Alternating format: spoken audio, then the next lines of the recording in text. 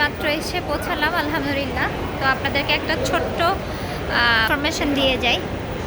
এই যে এটা একটু দেখে নেন, আমি বলছি।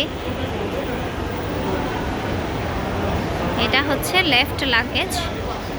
তো যারা আপনারা ব্যাংককে আসবেন, মানে থাইল্যান্ডে যারা বেড়াতে আসবেন, এখানে ওদের একটা সিস্টেম আছে, যেটা হচ্ছে আমরা যেহেতু ব্যাংককে ছিলাম, ব্যাংককে এসে আবার এখান থেকে আমরা গেলাম ফুকেতে 2 দিনের জন্য। তো ওখানে যাওয়ার সময় এই সবগুলো ব্যাগ নিয়ে যেতে হয়েছে, যেহেতু টুকটাক সবার জন্য একটু একটু গিফট কিনলাম, নিজেরাও হালকা পাতলা শপিং করলাম।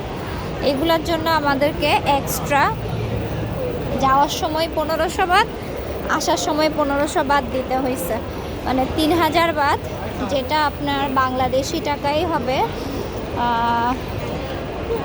প্রায় 10,000 টাকার মতো। এটা খুবই দুঃখজনক মনে হয়েছে। তো এখন আমি যে জায়গাটা দেখালাম, এটা হচ্ছে এখানে ওরা আপনি যে কয়দিনের জন্যই চান ওদেরকে একটা অ্যামাউন্ট ফিক্সড করে দেবে। তারপর ওয়েটের উপরেই ডিপেন্ড করে, অবশ্যই ওয়েটের উপরে ডিপেন্ড করে আপনারা চাইলে এখানে 3 দিন, 4 দিন, 5 দিন, যত দিনের জন্য আপনার প্রয়োজন হয়। কারণ আপনাকে দেশে ফিরে যেতে হলে ব্যাংকক হয়েই যেতে হবে, ব্যাংককেই ফিরতে হবে, ব্যাংকক হয়েই আপনি অন্য জায়গায় যাবেন। তা আপনি লাগেজটা এখানে রেখে যেতে পারেন। আমি যেটা শুনেছিলাম, এটা আমি শুনেছি বেড়াতে যখন গিয়েছি, তখন ইন্ডিয়ান কিছু ছেলে ওরা গল্প করতেছিল, তখন শুনলাম যে ওটা 22 কেজির একটা লাগেজ ছিল ওর কাছে। তো ওই লাগেজটা সে 3 কি 4 দিনের জন্য মাত্র 300 বাদ দিয়ে রাখছে, মানে 1000 টাকা। অনেক ভালো না? মানে এই ব্যাগ নিয়ে টানাটানির ঝামেলাটাও হইলো না, সেই সাথে হচ্ছে আপনার ব্যাগটাও সেফ থাকলো। আপনি যেহেতু আবার ব্যাগ করবেন, এখান থেকে এসে ব্যাগটা নিয়ে যেতে পারবেন। আমি আস্তে আস্তে এটা এয়ারপোর্টে ওদের কাছ থেকে ইনফরমেশনটা নেওয়ার ট্রাই করতেছিলাম।